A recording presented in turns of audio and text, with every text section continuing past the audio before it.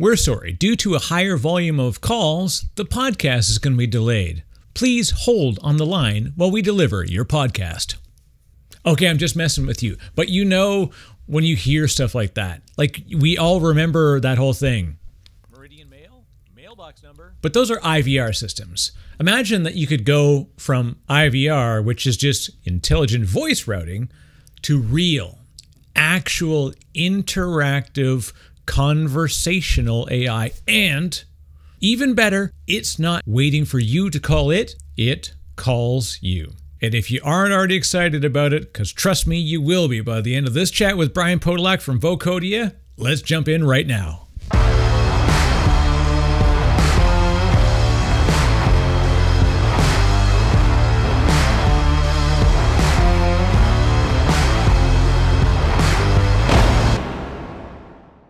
What's happening, crew? Thank you for coming on back to the DiscoPosse podcast. Can I proudly say that we are now in the top 1% of podcasts around the world? Woo, woo, woo. Anyways, that's actually pretty cool. So thank you very much to all the folks that have been listening and watching, and we are having a great time. And it's because of amazing folks like you who watch, and even more so, amazing folks like Brian Podolak from Vocodia. Brian is the co-founder of Vocodia. He and his team are doing really, really neat stuff around conversational AI for things like sales prospecting. That's really cool. I know it may not seem super cool, but the way that Brian and his team approach it, the whole story with how he got here, this is absolutely a fantastic episode to listen to. Plus, Brian has one of the greatest voices I've ever had on the show. It definitely puts my poor radio voice to shame. I got one little ask. Please, please, please, just do me a favor. Hit the like button and go on over and click on subscribe, and make sure you hit that little bell icon. Lets you know that new episodes are coming, and drop a comment. We do love hearing feedback.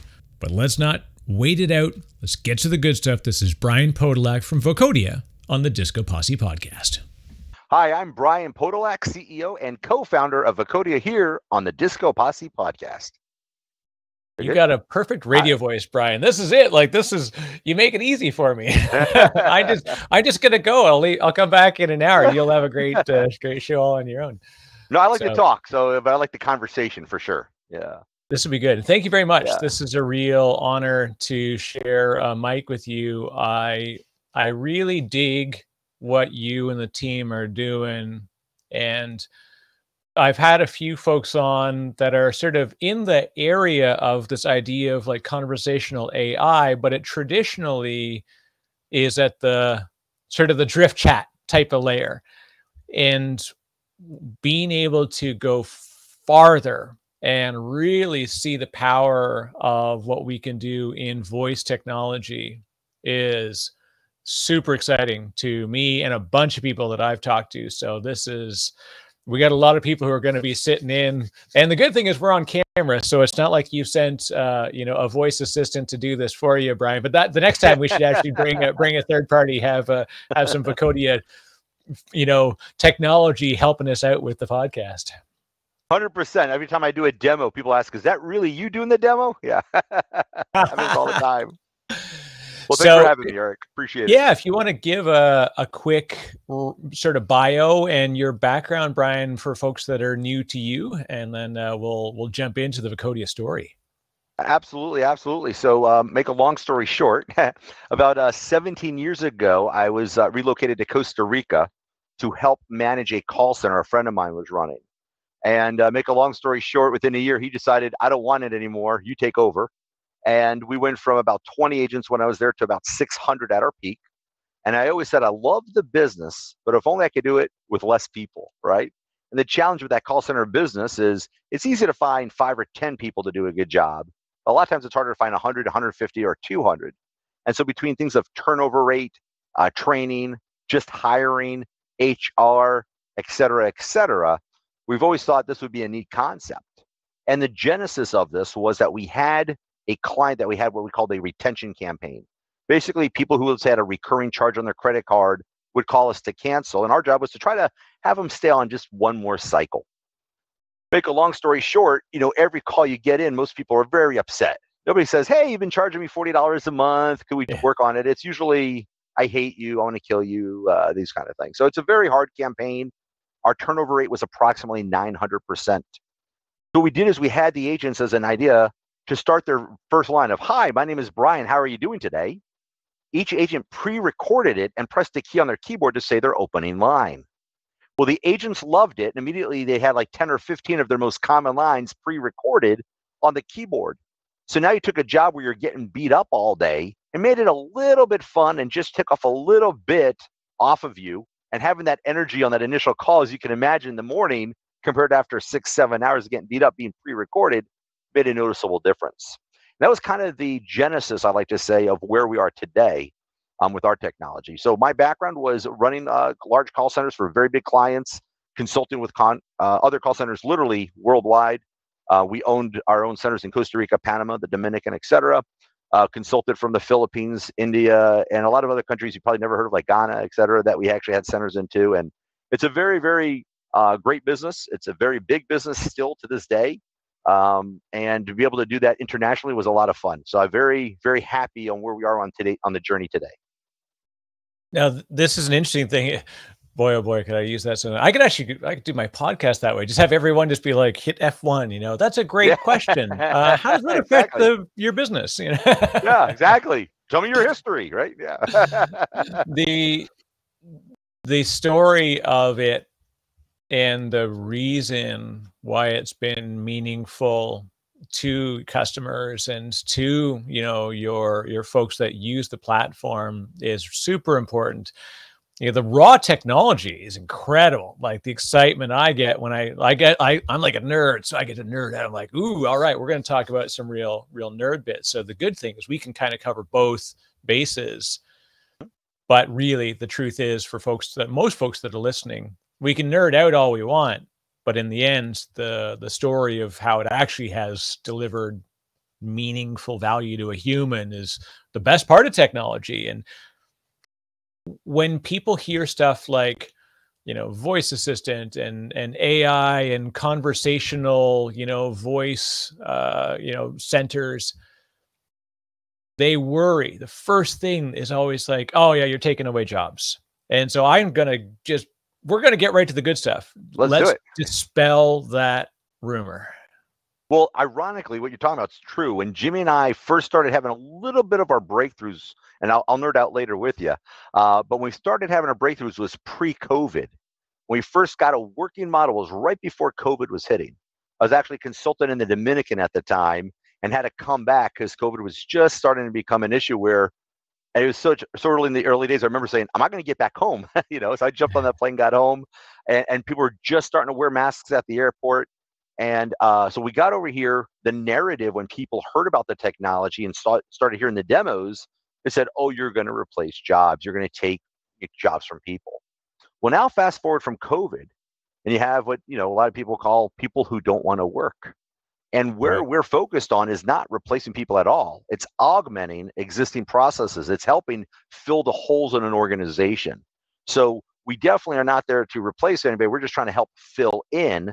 And more importantly, because it is so hard to find people now, we found a lot of our clients and prospects we're talking to are actually settling for mediocrity.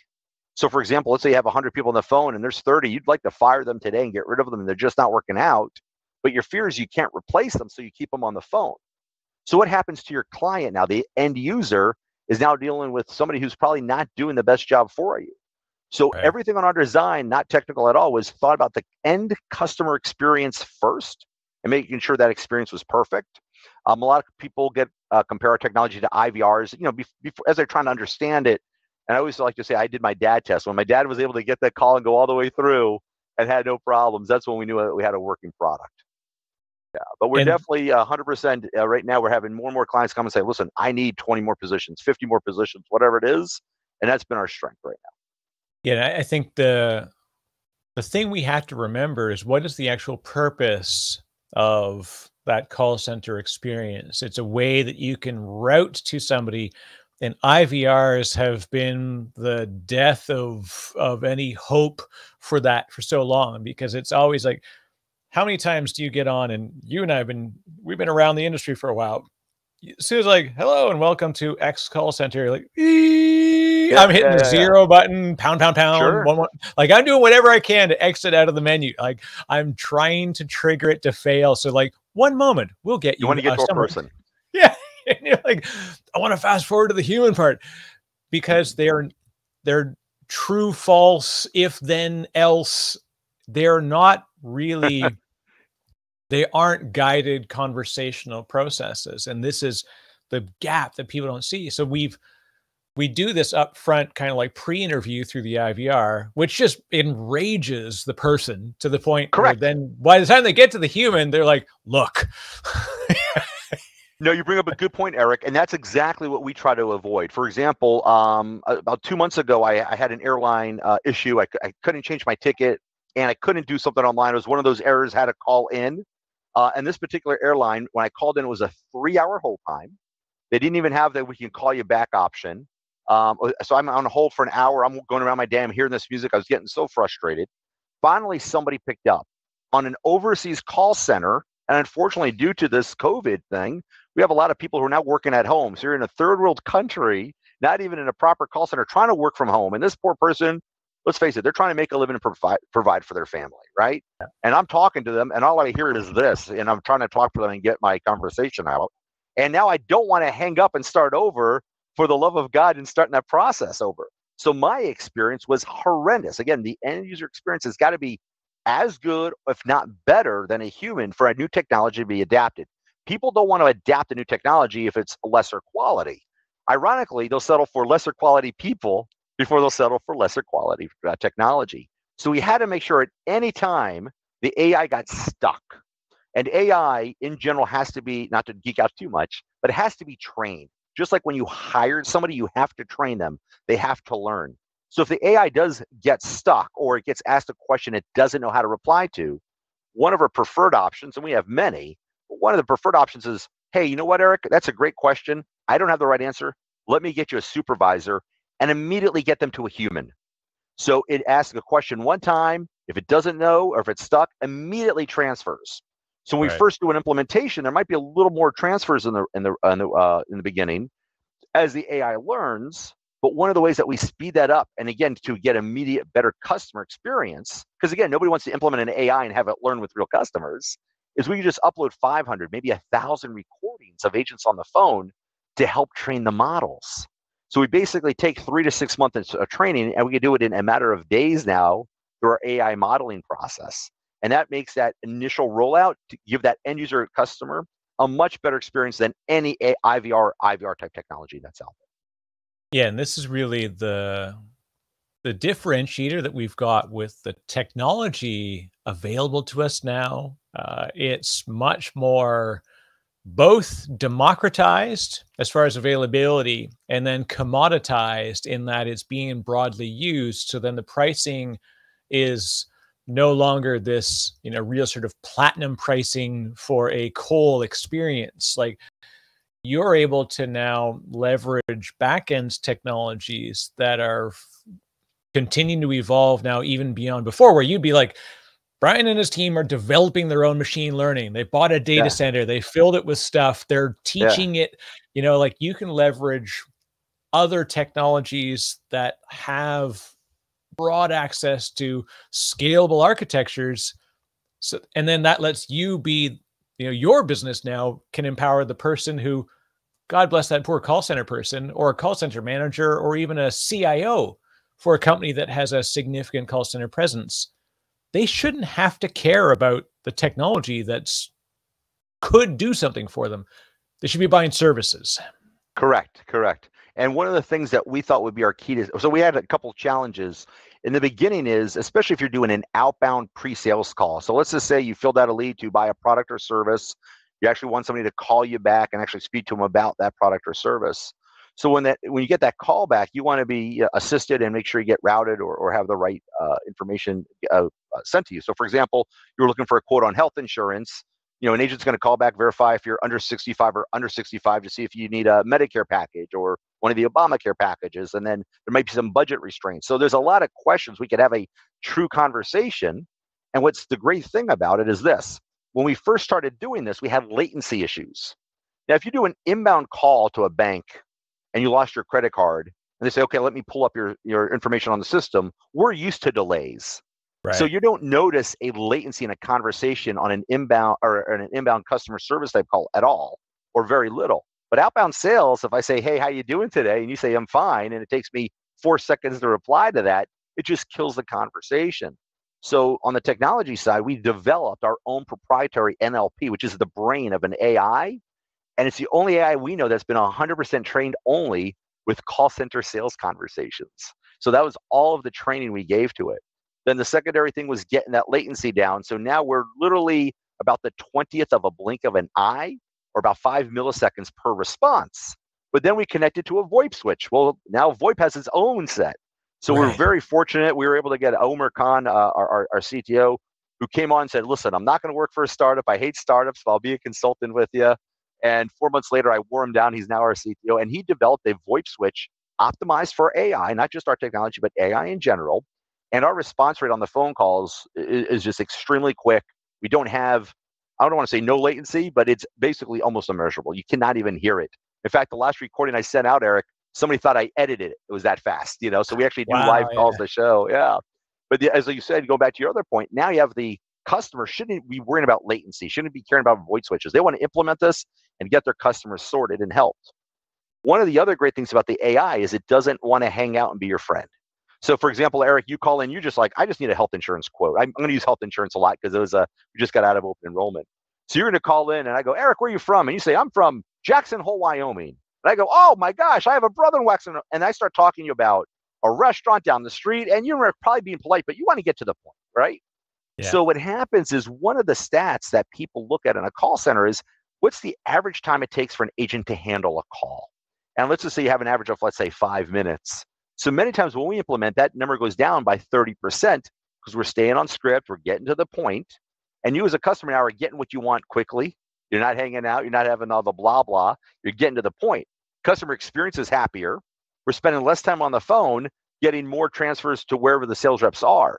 So, and the great thing about it is a turnkey solution. We're not a framework. So you literally just give us data, we click some buttons, and a week later, you can have AI up and running. It doesn't require a forklift upgrade into your team. It doesn't require a whole bunch of any hardware. It's literally give us a phone number to send calls to. We handle the rest. So in answering your questions and jumping around a bit, it's kind of where we are today. The first true turnkey implementation of AI that people can get up financially risk-free, because we don't let our clients pay us a penny until it's implemented and turned on. If they're not happy with the results or it doesn't meet those expectations, they don't owe us a dime. And that's how we're able to get our foot in Wow. the door as a young startup.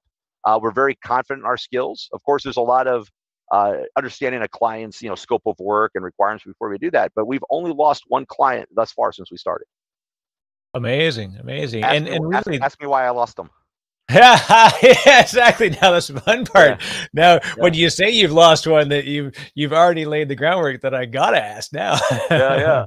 So the one client we lost was that our AI was getting them so many transfers. And as a startup, and like every company, you have your requirements of what you need to do business. Our requirement is we require, if you think of 10 physical agents on the phone, so 10 licenses of our software is basically like having 10 people on the phone, Right. virtual agents, if you will. Well, those 10 agent minimums were making so many transfers go into their call center, they couldn't handle them all. So they had to pause us until they could ramp up more to be able to handle the amount of calls we were sending them.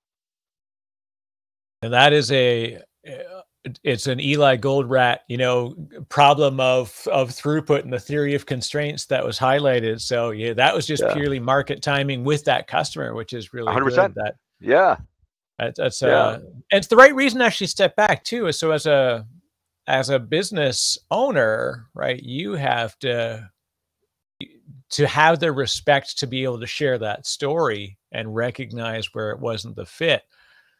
Inevitably, absolutely. once they're ready, who do you think they're going to come back to, right? They're not going to try and ramp up this front line again. They're going to say, let me get my tier 2 team really ramped and ready to go, and then let's put front line and have it be that better experience. Because it's funny when you talk about call duration. So I've worked in insurance companies for a long time in technology, but became very familiar with the business, and the call center business side of it was really amazing to watch, because it's a tight ship. They're managed differently. It was a little hard to watch sometimes because kind of the metrics that they've got to get, they have heroic numbers that they have to hit consistently. And like you said, 100%. you get these conversations, the point where going into a chat where someone is from and getting them happily engaged is tier 3 type of level when that should happen, because tier 1 should be like, I just want to get to my answer. Right. Tier 2 is either they got to the answer and they need a little more detail, or they're really irked and they need a human. So then you're handling them. Tier 3 is, okay, I'm going to need my manager. And like, we all know that I'm going to have to get my manager on the line's moment. They're now like hostage negotiators. That's not a call center anymore. No, you're right. Yeah. That's like Chris Voss suddenly like, what do you think that I can do about that? Like you're bringing the guy on that's got the late night DJ voice, and we're going to talk about your problem. Good old Johnny Fever, right, from back in the day. Yeah. And our technology does great on the tier 1, tier 2, tier 3. I don't think we're there today. And of course, we always look at competitors and try to learn from everybody, and you have a lot of conversations. But I think that there's a point where people do know they're talking to a quote unquote bot or an AI system. And there's nothing more comforting than talking to a human person, right? As much as AI is great and can help us and definitely augment our processes. And for example, if I'm a customer and I just want to, hey, I'm checking on a tracking number, I'm checking on a refund status, I got a credit card loss, these kind of things. Whether I'm speaking to an AI in person, I care about, did it get done? Did it get done effective? And at the end of the day, do I feel good after I hung up that phone call? Hey, you know what? I lost my card. It's a horrible situation, but I called and hung up. I actually just replaced my debit card 2 days ago, and I called in, and guess what I had to do? I had to type in my number, pushing the buttons on the phone, had to push in this numbers, and it was such a frustrating experience. I mean, and again, you already have a lost card; it's already a little frustrating, and now you have to go through a process, and it's not thought of. Hey, how do we? This poor customer just went through something. It's bottom line from a bank is, how do we not have to speak to this person and make them go through the process? And hitting the numbers on your phone, which is called the DTMFs, it's not a happy experience. And especially if you mistype or hit 2 at a time, you got to start over. It's just not exciting. And then you hit it in and have it repeated to you. So there's so many little things in a customer service or sales organization that not only is it our AI to try to make that process better, it's the experience that I have and other people in our company of working for centers for 15 or 20 years that's making this technology work. So it's funny, in our beginning, people are like, well, you're a tech company that happens to do, and that's a big thing in tech companies, right? You're a tech company that does sales. You're a tech company that does health insurance. You're a tech company that does this. We started off with that way. I said, you know what? No, we really are sales first. We're using the technology there, but every piece of technology we've developed today in our product roadmap over the next 12 months is all about helping a sales process. Now, after I do a sale, I want to keep that customer. So customer service is a piece, but it all started with that sale to a client. You used to use my service, Eric, but now you don't anymore. Well, why not? Let me reach out to you 6 months later. Eric, can I do a quick survey with you? Can I get you to come back, right? And a lot of times we're talking to clients who are like, man, I want to do that, but it costs too much. But now with AI, we have a service that maybe we weren't even doing before that makes that customer happier. Wouldn't you be happy if somebody a business that you're working with actually called and said, hey, here's our product roadmap. What on the roadmap do you want to see? What's the feature you want to see? What's the KPI we should be doing a better job on that's important to you? You talk to 10 clients and you'll have some basic KPIs that are the same, but you have a lot of that are very industry specific and or customer specific. Hey, this is the KPI I care about. And then think about in the organization, what's a CFO's KPI compared to, let's say, a call center manager's KPIs they want to manage. So it's very exciting because you're always hearing different points of view. And a lot of times everybody's correct. And I love it because even though I think we do a great job and we are doing a great job, we're also ourselves learning on a daily basis. And that's what makes it so exciting to be in this business. Well, to carry through what you just described, this is interesting because you're outcome driven, as any company is, whether they know it or not. And Absolutely. The outcome is often some measurable KPI, like it could be average call duration reduction by 30%. That's fantastic, right? That's obviously that's actually a side effect of what you're doing, because your outcome is actually empowering the sales flow to generate business And it's this weird sort of intangible thing that has a lot of tangible measurements along the way, but because that is your outcome, you're building the product to drive the business there versus drive call duration down. Correct. Correct. And again, some of these things happen without us even focusing on it. For example, getting that average handling time of a call, from 5 minutes to 3 minutes means we could handle more calls per day, more calls per hour per agent. But the other great thing, because we are AI and we don't have physical bodies in the seats. For example, my earlier experience with that airline with a 2 or 3 hour hold time, nobody wants their customers to wait even an hour on the phone. Usually Right. 2 minutes or 3 minutes is kind of, every business is different. But here, think about this with AI. If you said, "Hey, Brian, I know we have 200 agents on standby, but can we get to 1,000?" It takes us about an hour, and we can ramp up to have that 1,000 agents. Just the way our VoIP works. Or maybe we need to, better yet, hey, listen, the last 2 weeks of the year are dead for us. Can we just pause? And the answer is yes. Or Eric, how about Wow. this? Okay. Let's say you had the most expensive data of all time, and you realize and we just actually had this with the client who we lost. We found out with their very good data that they purchased that and we found this out within a couple of weeks. Just to back up and jump around a bit, AI does learn as it goes, but you can't expect changes by minute or even every half hour. You need a lot of data to make decisions, and there's a Right. lot of AI sales as education. It's not a flying unicorn. Here's where it can do today. So going back to that point is, let's say I had those agents and I wanted to really optimize my data. Well, with this client, we realized there was a 2 hour group here. Then no calls for 2 hours made more sense. Then another 2 hours. So it's basically 3 2 hour shifts with an hour or two in between that optimized their data. So not, let's say, quote unquote, burning leads, calling when we knew had the best results. And where else are you going to be able to hire people for 2 hours, send them home for 2 hours, come back for two? Like, no one's going to work a split shift like that. Yeah. And more importantly, now the customer's getting a call when they're able to talk. And so again, customer experience went up, and then the company made money. And I find that if we look at that customer experience first and really care about a client, the money usually works itself out. It really, really does. And I think this is the other thing that people need to know too, right? This idea of outbound conversational voice AI is very different than inbound. Like inbound has more measurable patterns, more specific use cases. There's probably a lot of tools that they're trying to like measure data that's doing post-call recording analysis, like capturing sentiment analysis, doing certain things like that. Sure.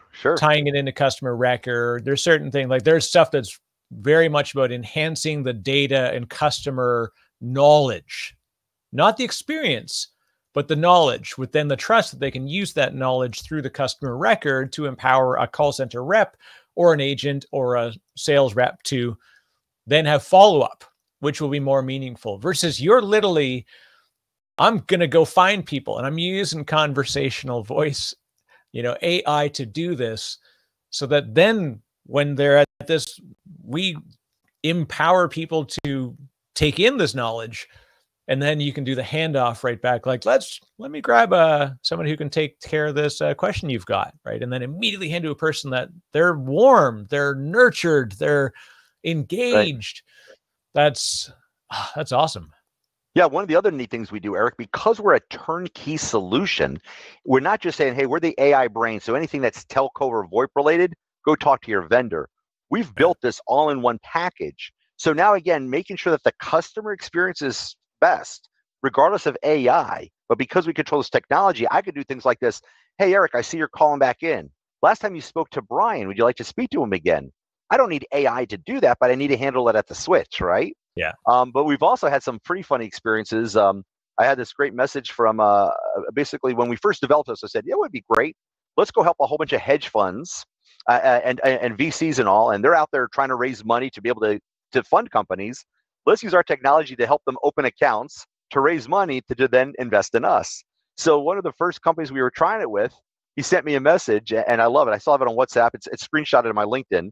But basically, he said, hey, I missed a call. I was on another line. I called the individual back, and he said he wanted to speak to the other guy. I explained to him that was AI. He said, no, I want to talk to the AI instead. So the guy got so frustrated, unfortunately, not understanding it was AI, hung up on him.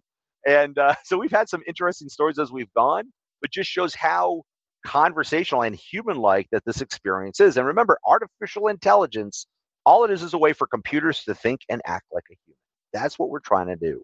And of course, Eric, you mentioned earlier, and I love those if-then-else statements. I always see that's all AI is, if-then-else statements. I mean, I could kind of make that argument to a degree, but it is a little more than that. It's really understanding interactions with people to make them feel comfortable. So as great as the technology is, the scripting of it and how we implement it is just so, so important.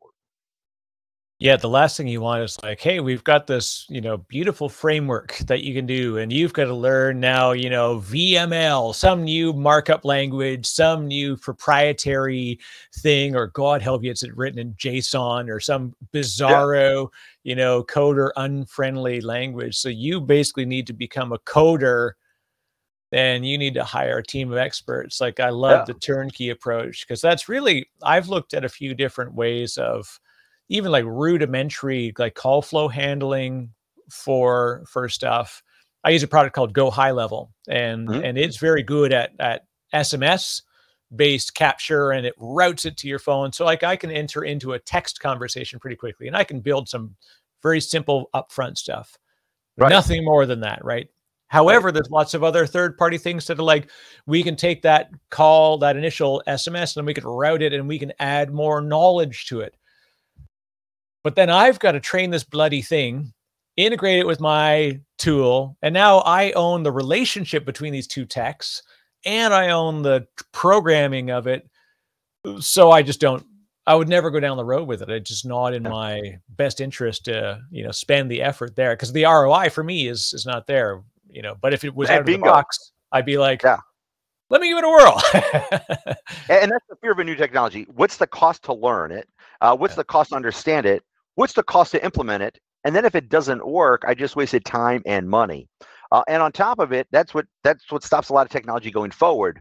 Or when they hear of AI that's voice-based, like first they think of an IVR, or I'm sure you probably thought of this too, the all auto warranty calls that we get, which are actually robocalls, right? So there's a lot of confusion on a new technology, and it's very common for us when we learn a new technology. You want to compare it to something just to help make it understand better. So when we were first going down this path, kind of going back to what you were talking about there, these are some of the challenges we had. So I said, like, we've got to be able to be turnkey. We've literally got, and I've been very successful in the past of saying, I'm your neck to grab. I'm not going to finger point. So you're going to give me everything after we've done our needs analysis, realize where you are, we can help you. We're going to take it from you. I don't want to talk to your tech guys outside of getting me recordings I need, get me a couple of phone numbers to transfer calls to. That's it. And then we handle it all. You've probably also seen like little things, again, outside of AI that we've had to overcome. I'm sure you've gotten phone calls before that say scam likely on them, right? Yeah. So the DID management and rotation and all of that, especially when you're doing the good things and you're doing things right, but somebody spoofed your number from an offshore call center or one of these robodialers, now's a problem for you. So when I say turnkey, we handle the caller IDs, the reputation management of those caller IDs, routing the calls correctly based on things like that. We are implementing things such as voice print signatures and all of it to make that customer experience again better. Again, if I get a phone call, get to the point, tell me what I want, and leave me alone, right? Nowadays, people's attention spans are shorter, and we want to be able to encourage that to be as quick and as efficient and accurate as possible. I always think of, have you ever seen the scene? It's from a movie called Boiler Room, and Giovanni Ribisi, like, he gets the phone call from, it's like Wall Street Journal or New York Times, or whatever. They're like, "Good morning, sir. Would you like to, get our, and he's like, "No, thanks." That's not and he goes, and then the guy's like, he goes, "Okay, thanks for your time." Goes, "What? That's it?" And he's like, what you gotta do is like, and he like walks it through this whole thing. He's like, and he gets all fired up. He's like, "Yeah." And he goes, "So do you want your subscription?" He goes, "Hell no." And he hangs up. That was great. That the disengaged outbound call is worse than not getting the call. 100%. Let me tell you, Eric, I can't tell you how many times just over the last few months that I've been interested in a product or service, or maybe a JV I've seen as an opportunity for a company, where I filled out a lead on a website and a week or two goes by. I sometimes don't even get an email acknowledgement. So sometimes I'm like, got a little thank you. And by the way, little side note, I always hate when I fill out a form, I just get a thank you. So even on our website, you'll notice if you fill out the form, there's a video pops up from Jimmy and I saying, thank you for your time, right? Yeah. And acknowledging people when they give you something to say thank you.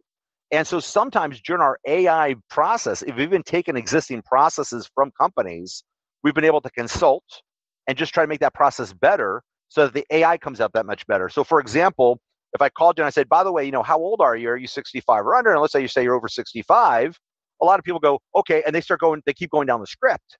Didn't acknowledge that they just got this information. How old are you? I'm 65. Okay, thank you for that. Just little pieces of being polite outside of being conversational AI on the technology, but just sometimes, how to be a good listener, how to treat people with respect makes that experience better. And that's outside of the technology, but it complements it very well. Is there a customer or a type of business that you won't sort of begin with because of whether it's complexity or sector business or like risk profile because of that engagement? Is there anything that you have to watch out for in your line? Well, we're a very ethical company. So, of course, any business that's, shall we say, not in an ethical or sustainable, scalable model is something we're not going to work with. We've actually had some very interesting requests from, international. So, for example, in Europe, where online sports betting and gaming, there is no regulations. Here in the U.S. is. If I provide my technology to Europe, what happens, right? So there are some legal things that we need to kind of ferret out and see how we're going to go. What our typical engagement is I always like to believe in a quick win, right? There's nothing worse if you've ever done a long technology upgrade and you start today and 6 months later and you're waiting, people lose, they're like, forget about it. They're not as excited about it. The support behind it's not like the beginning. So I always like to get what I call a quick win. So our typical engagement, we'll say, hey, listen, if you're doing an outbound sales process, let's not do the entire sales process. What are the 3 to 5 questions we need to do to qualify somebody and now transfer it to a live agent so that they can be actually more time pitching and selling instead of prospecting. So let's do that first. Now, phase 2, let's ask 2 or 3 more questions. And maybe steps 4, 5, and 6, now let's integrate to your CRM. Let's integrate to your payment processor. But let's try to get a quick win so that within 30 days of engaging us, you have something up and running and you're starting to see a measurable result. For the nerdy geekies out there, think about Agile, right? That whole framework, the manifesto. Yeah. How many times have people have been working on my system 6 months, I see nothing different. All of a sudden, you had a red button that took 10 minutes, and wow, look how great the system is now, right? So sometimes it's not what's best technology-wise, it's getting the customer. That's where the business and sales side comes before the technology. That's why, again, like I say, we're a sales company first, is let's get a quick win within 30 days of being engaged so you can turn this thing on, see that it's making a difference to your organization, to your customers, and then over the next 6 months or a year, this will evolve, kind of like any business, right? But the nice thing is once we get that first process in, and set up, now we could start talking about others. And it's also, outside of getting those quick wins, a lot of times during that implementation, because it was just a small piece, people understand the technology better. So for example, if you've ever bought a car that you spec'd out online, or you ever had a house built from scratch, almost invariably somebody say, well, if I had to do it over again, I would have changed this or done that differently. So trying to plan a full AI implementation in business could be very time consuming. At the end, people go, I wish I knew this. So by doing a small, quick implementation, getting something up and running, and now understanding gives a better idea of how we could build this going forward, so we don't have to go back and redo things. How do you handle sort of dialect, accenting?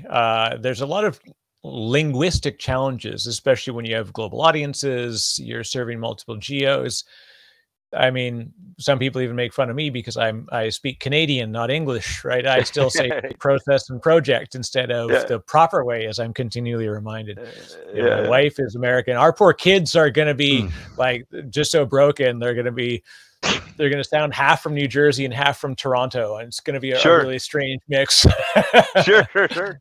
Well, yeah, it's a great point. Like right now we're really focused on English, and however, if you do have that, say, a thick Creole accent, or if you ever met somebody from Louisiana and you love the accent, but if they get going quickly, I'm like, what did they say, right? My wife is Costa Rican. The first time we went to the Bahamas, which we had a lovely time. The people are lovely. We went to the little shops there, get a little knickknacks for the family. My wife's like, what language is that? I'm like, that's English, right? Yeah. So even though we heard it and understand it, she had a hard time. So the bottom line is the AI, which is basically using speech to text. If you use your phone and you're talking to it, or using voice-based type searches. As accurate as that is we're very accurate on it. Now, that's the only piece of our technology that's not proprietary, by the way, is the STT. We're using a product by IBM's Watson, by the way, and a great product. But it took us a long time to figure that out. But it does learn and get better over time. And it's really interesting is more than the accents are the issue, Eric, is like when we get to a vertical, for example, medical, where you have all these different products, or medical terminology, that's where a lot of times training those models ahead of time is just so important. Again, and having that 500 to 1,000 recordings that we can help train the models makes those implementations much more efficient. But the accents we do pretty good with. We are trying to work on where the outbound AIs more match the user's accent, but that's kind of hard on an outbound sales call because you got to have something kind of pre-selected, so to speak. But over time, we are getting very cool. Yeah.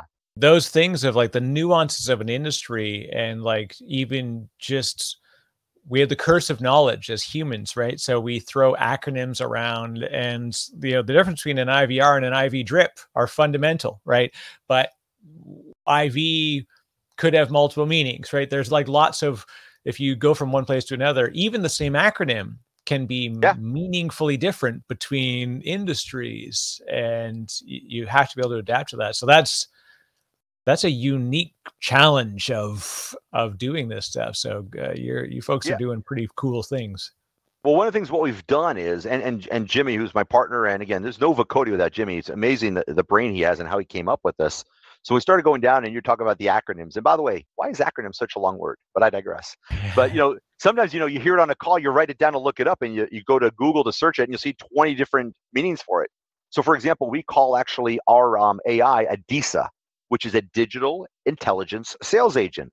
Well, DISA has already been taken by the military and a whole bunch of other people. So DISA itself has a lot of different meanings besides what we use it for.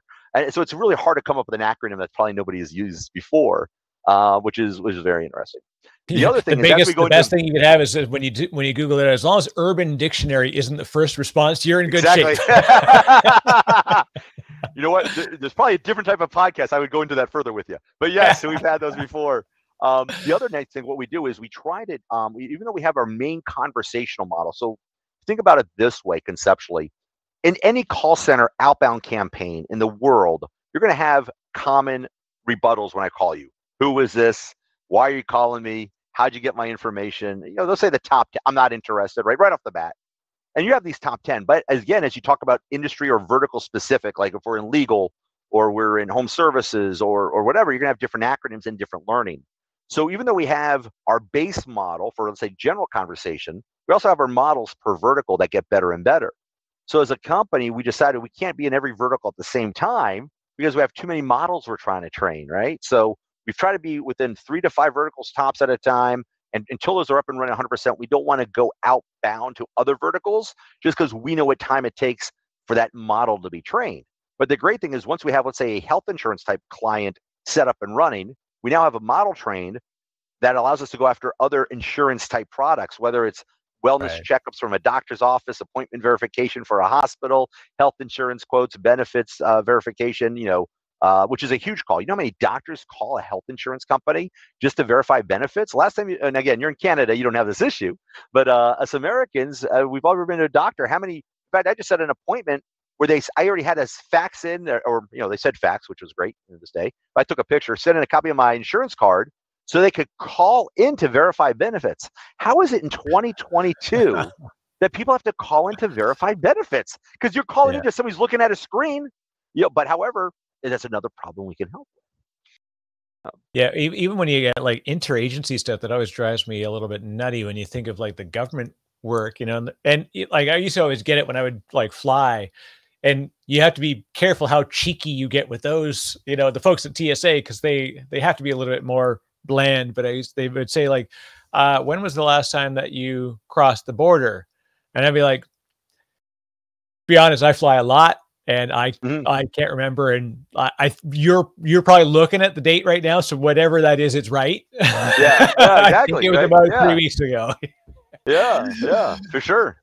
But it's like that data's out there. Like we shouldn't have to have this weird handoffs, and being able to introduce it capture this data and then feed it to a system that then can build knowledge for a human to take it up from there, is like, that's the next Goldilocks zone, as far as I'm concerned, 100%. about where conversational AI needs to go. It's not just in treating it as a one and done, but taking that knowledge and then taking it further into enhancing the overall customer experience. And ultimately, even though it's, we're talking about like enhancing the sales flow and business flow, you do that by enhancing the customer experience.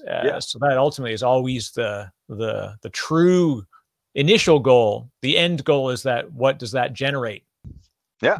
More sales, more, happy customers, more post-sales customer success opportunities, stuff like that. Yeah, I always like to say our technology is here to help you sleep well at night, Mr. Company Owner. So when you're like, hey, if I get 10,000 more sales this month, I need to hire another 2,000 customer service agents or whatever the numbers are. Well, now guess what? With AI, we could just go ahead and ramp it up. Or if you're a seasonal business, hey, I sell flowers, and during Mother's Day, wow, my business goes crazy. So maybe I need 5,000 DSOs, but after Mother's Day, I only need 50. Well, again, I think COVID taught us all, you got to be flexible in business. And so we allow that in our agreements. Like, here's your minimum, which could be like 10. You go up to 5,000, down to 500, and go up and down as you need on even a daily basis. Let's just say you're having one of those days that's just so slow. But going back to the data, Eric, which I think is an important point, a lot of times when we've talked with AI, people are talking about, okay, well, if you're calling Louisiana, you can have a different accent. And they think about things like this. But it surprises me how many times external factors aren't considered in making a successful contact to a client. That's what we're trying to do, right? We're trying to get somebody on the phone to request information or answer their call if they have a customer service issue. So we've tied in external factors. So for example, what's the weather? If Oklahoma just had a tornado, should we be calling people in Oklahoma? Right? However, if a Super Bowl won, there's a Super Bowl here. This is football for you, Mr. Eric, not hockey. Sorry about that. That's right. But yeah. Do we want to call? Yeah. Well, the week where that team won, it's been psychologically proven when a sports team wins, people in that area that are sports fanatics spend more money. If their team loses, they spend less. Well, where should I not be possibly calling this week as an example? So there's you want to be avoiding Cincinnati for sales calls for the next 100%. Days. 100%. But that's what I'm saying. There's so much data out there. Sometimes you don't even know what to look at. And we've also assisted clients non-AI related again, because we control all the technology. So for example, we had a home security company, and their product or their service really is based on your credit score. Well, there's no way through public information can I get an accurate credit score. It just can't do it, right? Because of privacy, et cetera, which is a good thing. However, there's a lot of factors I can get from when you called in to give me an idea of your credit. So for example, if you call me in on your AT&T cell phone, I said, well, if you have an AT&T plan, you probably had to have halfway decent credit to get that phone compared to a prepaid service where maybe the credit's not as high. And so maybe we need to send them to a different department, a homeowner compared to renter, things of that sort. So there's like 800 data points we have thus far, and I think we can get more to, again, improve that customer service to help them get there and also help business owners make better decisions on who their customers really are. And they're wrong. And by the way, I was also much more wrong than I am right. So I was just like looking at the data, and we have so much data that for the first time you couldn't get. Another great example is if you ask me what color is the sky, and I said blue. Well, does that help the client better than saying dark blue, light blue? Depends on the weather. So we could have all these different responses, think A/B testing on the web, but through our AI system to over time to figure out which are the better results for each client. And that's where it just gets so much fun and exciting. And one last point, while we were developing this and we were going through the different verticals, et cetera, we realized that the reason we had to develop our NLP was that the NLPs that are out there all have a similar way that they process a conversation or the text. And you've probably seen it yourself, even on web-based chats, you're texting and you hit enter and you see it takes like a minute or tens of seconds to come back. And we didn't have that luxury. So we had to figure out fast. So what Jimmy and I realized is that the way that NLPs process information, in our opinion, was an incomplete process. So we've come up with our own process and our own NLP of how we process a conversation. And to my knowledge, it's not done this way. We've looked at it. We've done patent searches, et cetera. We're still trying to find the right patent attorney to help us get that one done because it's such a unique process. But this system has made it so much faster and so much more efficient on how it processes the data that the conversations are much more rapid and much more accurate. There was examples, for example, if I said, where are you located? Or I said, where did you get my information? there's a lot of products out there here see the word where and they say, oh, Boca Raton as an example, when no, that wasn't the intent of that sentence, right? As a human, we got it right away, Other things like if I asked, are you over 65? And you say, I will be next week, or I just had my birthday. Well, that wasn't a yes or no, right? What did you mean by saying that? So we've, in this NLP that we've created to be much more conversational, we took into consideration a lot more. And that's why I think it took us an extra year to get to where we are today. But I'm glad we did, because we have such an amazing product and service today. And more importantly, even though that's great, we're meeting so many other companies that are trying to implement AI, that have other ideas and thoughts that they have that's helped make our product or service better. But at the same time, those conversations we have with other owners has just been exciting too. So it's and every 90 days, right? Not just so many neat things happen in the industry that it's exciting. I mean, we really are still at the very beginning of AI. We're definitely not halfway through, regardless of what you see online. For sure, the term AI is thrown around everywhere. Everybody's AI now. And sometimes they just add extra fields. And I'm like, adding extra fields to a CRM, sorry, Mr. SF out of San Francisco there, that does not add AI to me. Help me make my business better. Help me be more productive quicker. Don't make me analyze the data. Just give me the answers. And that's kind of what our approach was. Yeah. Well, and that thing around latency in the discussion, I've even had this, so just even funny, a visual audio matching is a real challenge that I bumped into early on. I actually changed platforms and changed some other hardware that I use for the podcast, because I was using like a really good streaming box that would go in, and then I would have my USB microphone. So I had a really good microphone and all this stuff. And it was like a 200 millisecond latency from the audio channel, which isn't, it wasn't noticeable, like wasn't obviously noticeable, but it was enough that people, like, it kind of makes you squint a bit when you're looking at someone talking, and their voice and the audio in their mouth are not quite on, but they're not off. Right. So it takes you out of the moment. And when we get, same thing with a conversation, when you hear a conversation with somebody, and it sounds like they're, the CNN person calling a guy in Kabul going, yes, yeah, we're on the ground here, and it's really good. Yeah. Like really fast-paced conversation. They've got a great answer, and yeah, absolutely, there's a lot of stuff going on. Yeah. Great, Jeff. Thank you very much. But when you hear those gaps, it makes it mechanized, and it removes your ability to say it. So you find yourself kind of like, come on, like leaning into, and it changes your mood about the conversation at that point. 100%. Now you're anxious. You're what that's going on. It's unknown because it's not natural, right? It's not conversational. It's not human-like. And again, AI, one more time, is how a computer thinks and acts like a human. That's the basics, what we're talking about. So a human's not going to take something and go, I'm sorry, can you repeat that? I'm sorry, can you repeat that? I'm sorry, which gets annoying. What would happen if you asked me a question I didn't know the answer? I'm going to say, I don't know, let me get on Google, or I say, let me call Bob and find out. And what's wrong with saying that? Hey, you know what? I don't know the answer, but Eric, I don't want to get you wrong information. Give me a minute. And most people will go, okay. So if our AI gets stuck and has to transfer it, that's good, because Eric got the information he needed as quickly as possible, and didn't have to worry about, oh, well, I don't care about this person having the wrong answer. I've had that case where I call somebody and I ask them a question and I can tell they don't know. They're like, you know what? I'm not really sure. I think we had somebody a couple of months ago that had this. I'm trying to remember. I'm like, I just want the answer, right? Yeah, now you're getting a little, yeah. Or when how many times you had a talk and they're looking something up on the screen, and all of a sudden you go, what color is the sky? And what are they doing? They're looking it up, and you don't even know. Have you ever been on a call and you're like, are you still there? Right? Yeah. Am I still on the call? Right? Because again, it's uncomfortable. And now when you're in an uncomfortable, anxious situation, how much did your value drop of that company you're working with? What's the chance of you doing business with them? Because that's an extra piece of uncertainty and doubt. So we want to remove all of that and make it as smooth as possible.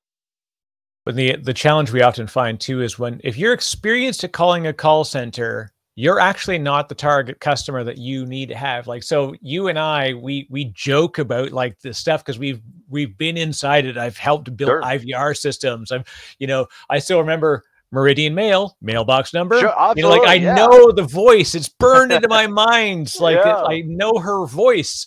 If I ever met that person in real life, I'd be like, "You're the Meridian mailbox number lady." Sure.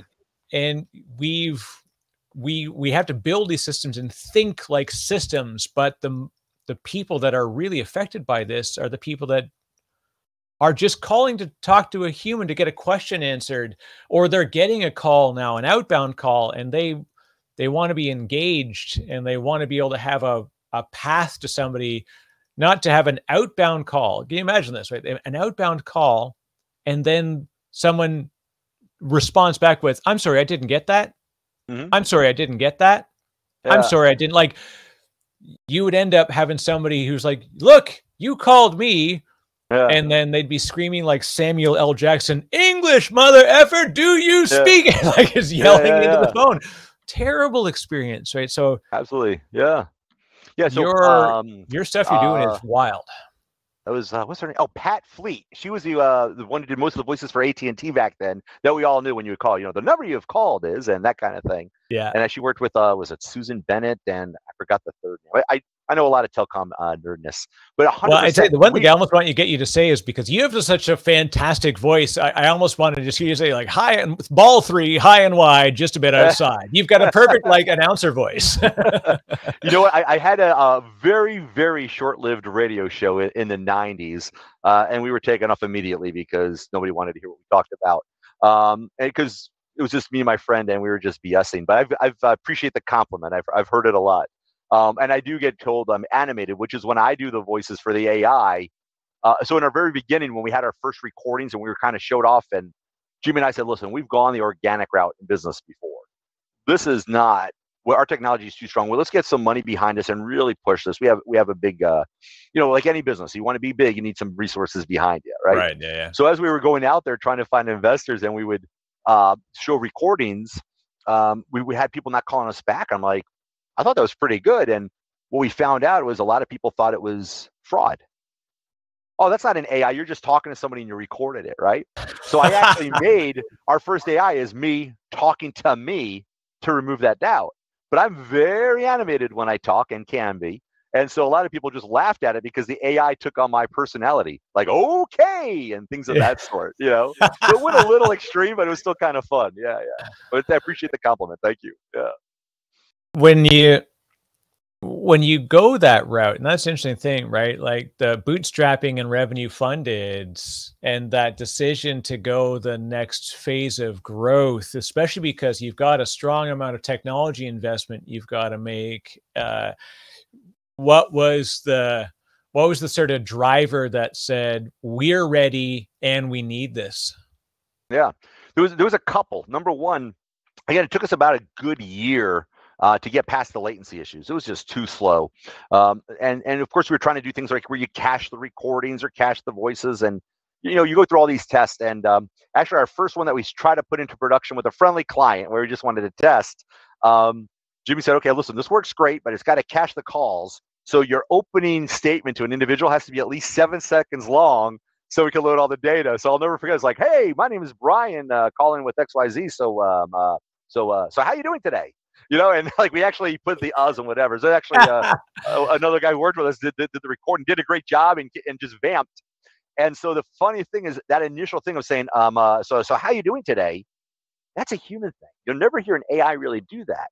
Yeah. And so in our AI, because we had things like, so how you doing today, to be more personable, to be more human, was why we had an issue in the beginning, because they said, "Well, why is the AI doing that?" Right? Yeah. But once we had that first client who started seeing results, started getting the calls in, that's when we said, okay, to go from A to B, it's going to cost a lot more than we thought.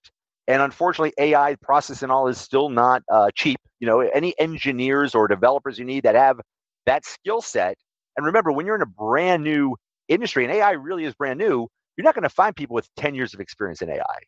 You're not going to find people with 5 years experience. So you got to really kind of break it down to the piece. Hey, we need a React guy here. We need some .NET people there, Cosmos people, whatever it is. And so we had to break it down.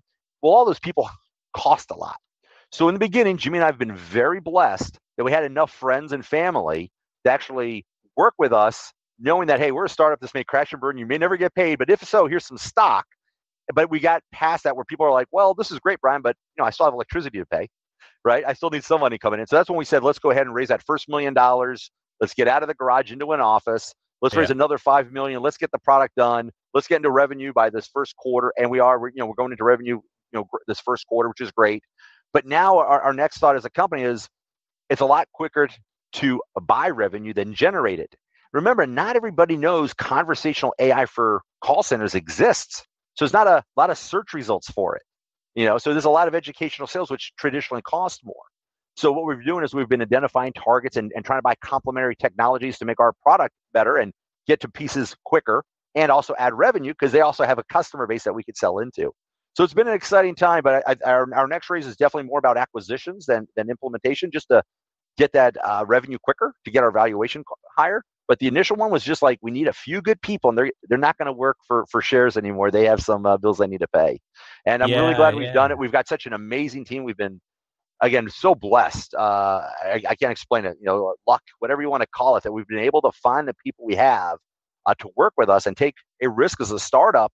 And I think it's starting to pay off for a lot of people, though. And it is a fun business, too. I think that's what makes it interesting is a lot of developers take a job and, I built a database and, there's really nothing you could show friends and family, right? With our product, every time somebody does something, it's like, hey, look, there's Brian doing another call, or hey, I'm Brian speaking over here and I'll do a live call and things of that sort. And by the way, that's the scariest thing when you do live calls in front of like 1,000 people or 200 people. And, those technology gremlins love to come out of the woodwork. We've been very, very good on that too. Yeah. So that's always the scariest moments for me. But the technology is so strong, and the people that we have working with us, because again, we were able to raise that money to get some very good engineers on here, and now they have a product that they could see and touch and show off. I think that's what gives them the excitement about working with us too. Yeah, this is the real. It's like the leap of faith is two-sided in the startup ecosystem that people don't realize is that, number one, as an engineer coming on board to a company that especially is pre-revenue, there's a real challenge of like, is this the right place I need to be? Everybody's got kind of there's a lot of good ideas out there. There's a lot of ideas. Then there's a subset of those that are good ideas. Then there's a subset of those that are good ideas that have revenue opportunity and potential close at hand. So like the field, like any marketing funnel, narrows. But then as a founder, you also have a leap of faith of you're making an idea that you can bring to market, that you have a path to revenue, you have a path to growth, that when you bring somebody on board, it's this beautiful relationship.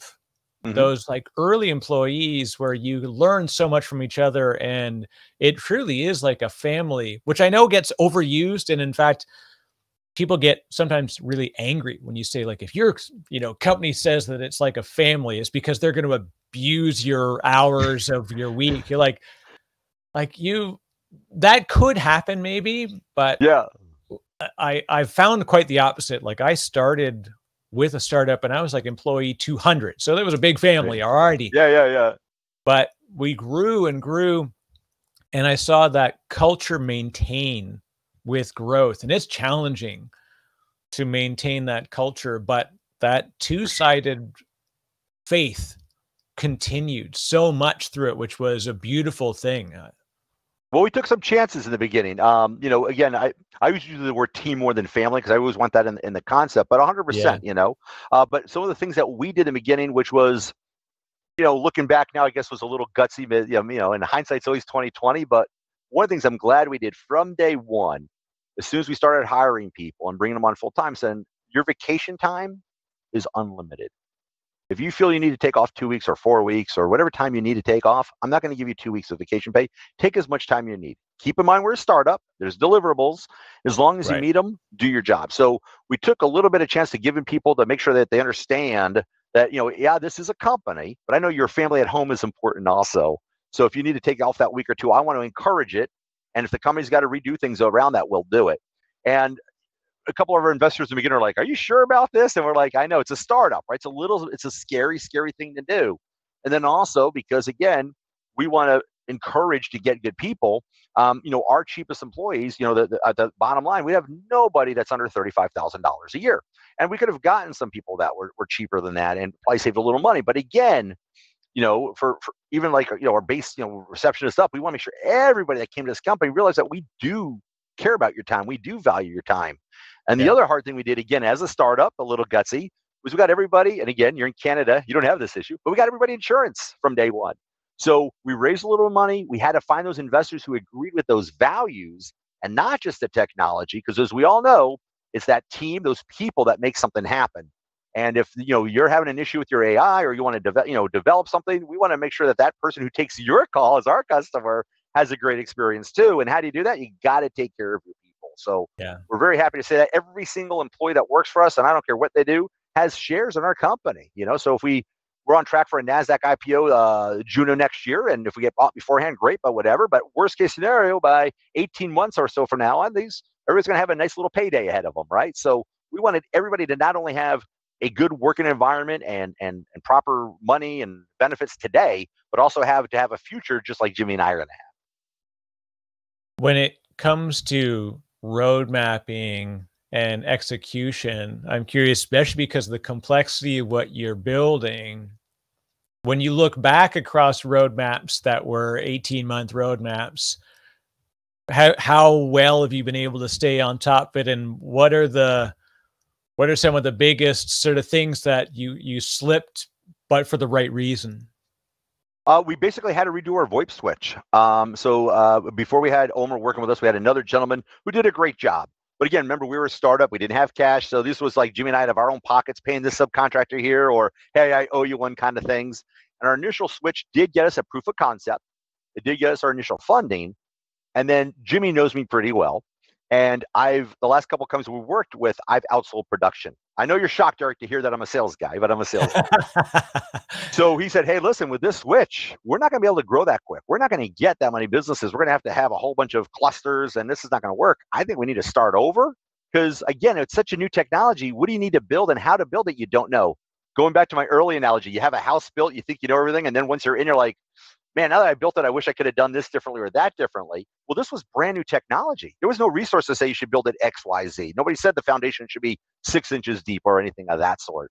So after building it and realizing the latencies that was happening on the VoIP side and getting the privilege of working with Omer to join our team, we had to redo that. That threw our time frame off by 3 months. Yeah. There's a rule of thumb. They say when you do a technology company, it usually takes 3 times as long and costs 3 times as much. The good thing is we came about $1 million under budget. It took us about an extra 5 months to get into commercialization. But now we have something that can scale. Before, if you would have said, hey, Brian, I have 50 DCs, I need to go to 500, you'd have to give me 3 days notice. Yeah. Now it's literally an hour or two. And again, having that. So I'm glad we did that. We took the steps back to take the steps forward. And now that we have the DISA running, actually this week we released a 2.0 product, which is just so amazingly faster. And we already have the 3.0. But that was our biggest change that we had to do, was that VoIP piece. And it was just so underestimated by us, I guess, hindsight being 2020. We were so concentrated on the brain and to get that work. And when we got it done, we were like, yeah. And then I'm like, cool, plug it into Twilio. And it's like, no. Yeah. I'm a sales guy. I'm like, plug this in, plug that in, let's make some money, So we had to take that DAG. It definitely cost us a little more. But again, we still came in under budget. Took us a little more. And now the product is just so enterprise ready that we can scale up. We also redid another piece of the architecture, how we do the administration of the product. So before we had, let's say in a typical CRM or most software, you have like, say, a God level, and then kind of filters down to your managers and agents. Yeah. We had a similar architecture. But what Jimmy realizes, hey, what if there's a hiccup in the admin level? It could affect each client. So not to talk nerdy geeky, but just conceptually, so we have each client in their own basic silo. Even our administration piece of it is a separate silo. So if any of these silos were to crash or have a problem, the rest of the machine keeps going. So we could literally have the administrator disappear and each client would be up and running. So that took some re-architecture on the Azure cloud, and Jimmy and those guys, they could talk much more detail than I can. But the fact that, and we've actually tested it, we've done over 1 billion phone calls with the simulator, and we've stress tested the heck out of it, and the thing is just cruising. The other thing about redoing it and moving from one cloud to another, we wound up on the Azure cloud through testing. Our cost came down dramatically. So now our margins are where you would expect to be in a SaaS model.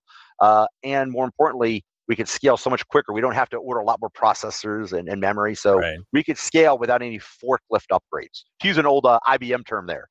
There you go. Yeah. Well, and the one thing is there's a lot of technology required in order to make technology be more human, right? And the ability for AI, like now, at least the accessibility of these technologies being on demand, seeing the, sort of that commoditization of the back ends, huge boon for you because those providers are never going to do what you're doing. They just can't. It's just it's too close to the true customer value.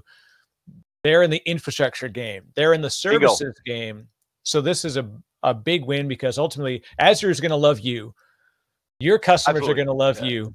Yeah. You're in a two-sided marketplace on both sides, and it gives you, as you grow, the opportunity to, you know, get wins with the provider side.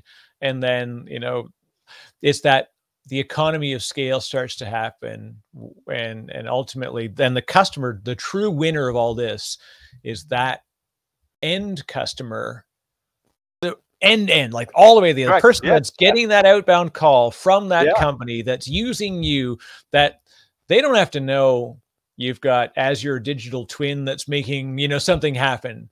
Yeah. And so many layers down the line, they don't need to know that. But every layer has won because of the advancements of technology that in the end made the human experience better.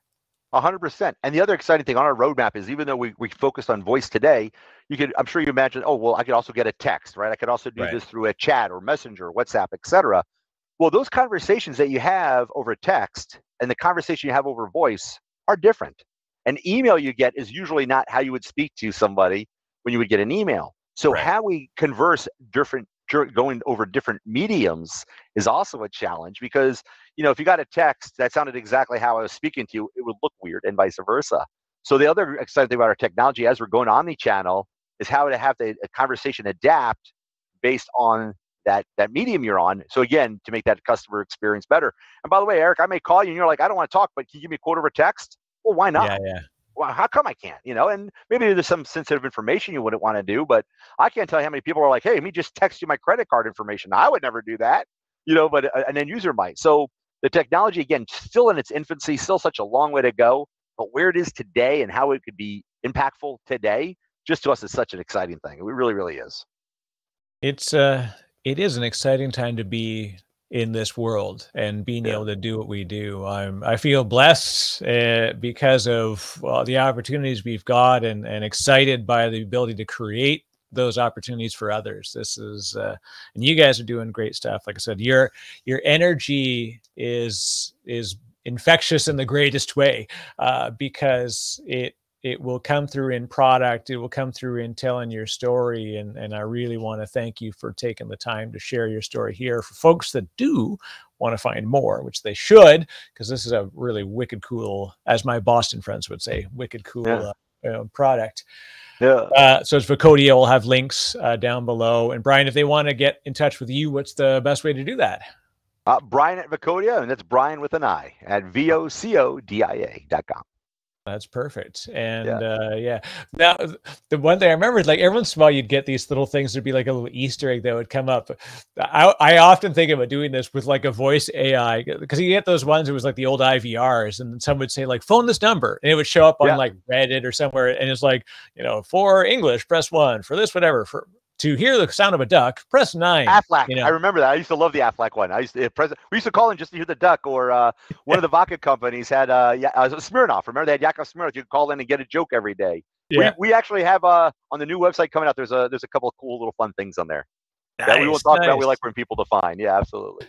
Yeah. That is the fun part about mixing technology and human experience. So, and you folks, you're doing a great job. So congratulations on so far success, and I wish you continued success as you grow. Thank you so much. Appreciate you having me.